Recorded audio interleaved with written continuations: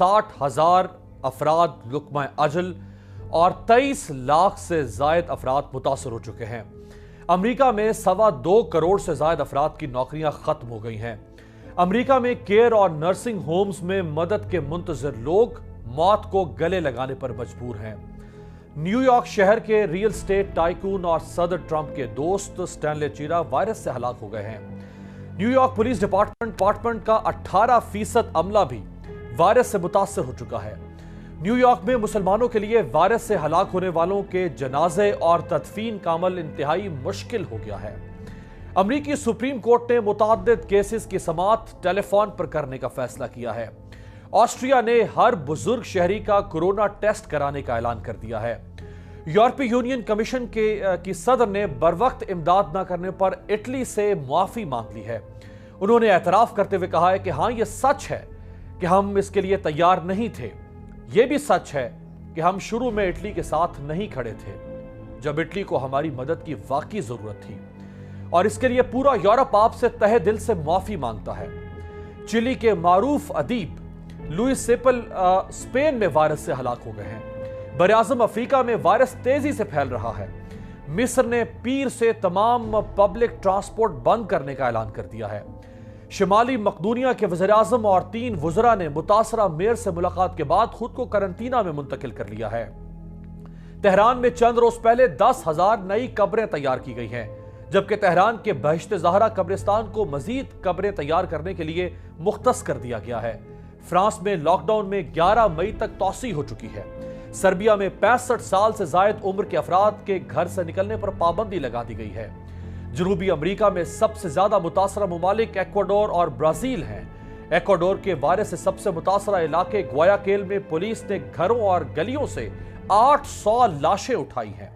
بڑے پیمانے پر ہلاکتوں کے بعد عملے نے وائرس سے مرنے والوں کی لاشیں گھروں سے اٹھانے کا کام چھوڑ دیا تھا، جس پر لوگوں نے گلیوں میں لاشیں رکھنا شروع کر دی تھیں۔ 2 برازیلی ریاستی گورنرز بھی وائرس کا شکار ہو گئے ہیں۔ کولمبیا نے 4,000 قیدی جیل سے رہا کر کے گھر میں نظر بند کر دیے ہیں۔ میکسیکو کی سٹاک ایکسچینج کے صدر وائرس سے ہلاک ہو گئے ہیں۔ اسپین میں 1/3 یعنی 70,000 نرسز وائرس سے متاثر ہو چکی ہیں۔ مشرق وسطی میں بھی وائرس کی تباہ کاریاں جاری ہیں۔ صومالیہ کے خود مختار علاقے ہرشا بیلے کے وزیر انصاف کورونا وائرس سے ہلاک ہو گئے ہیں۔ اقوام متحدہ نے خبردار کیا ہے کہ عالمی وبا کے باعث پیدا سماجی اور اقتصادی حالات کے اثرات بچوں پر بری طرح سے اثر انداز ہوں گے اور لاکھوں بچے بھوک سے مر سکتے ہیں۔ بلغاریہ کے دارالحکومت صوفیہ کو مکمل سیل کر دیا گیا ہے۔ یونان میں ہزاروں پولیس اہلکاروں کو مختلف علاقوں میں تعینات کیا گیا ہے تاکہ وہ اس بات کو یقینی بنائیں کہ لوگ چھٹی کے موقع پر چرچ یا کہیں اور نہ جا سکے۔ یورپی ملک پولینڈ میں وبا کے باعث صدارتی انتخابات کو 2 سال کے لیے مؤخر کرنے کا کہہ دیا گیا ہے۔ H&M اور والمارٹ جیسے دنیا کے بڑے برانڈز کے بنگلہ دیش کے ساتھ $3 ارب مالیت کے آرڈرز منسوخ ہو چکے ہیں۔ فلپین کے دارالحکومت منیلا کی سڑکوں پر گاڑیوں کی تعداد میں اضافے کے بعد فلپین کے صدر نے عوام کو مارشل لاء نافذ کرنے کی دھمکی دے دی ہے۔ نائجیرین صدر کے chief of staff corona virus سے ہلاک ہو گئے ہیں۔ ملکہ برطانیہ نے اپنی سالگرہ کی تقریبات کو منسوخ کر دیا ہے۔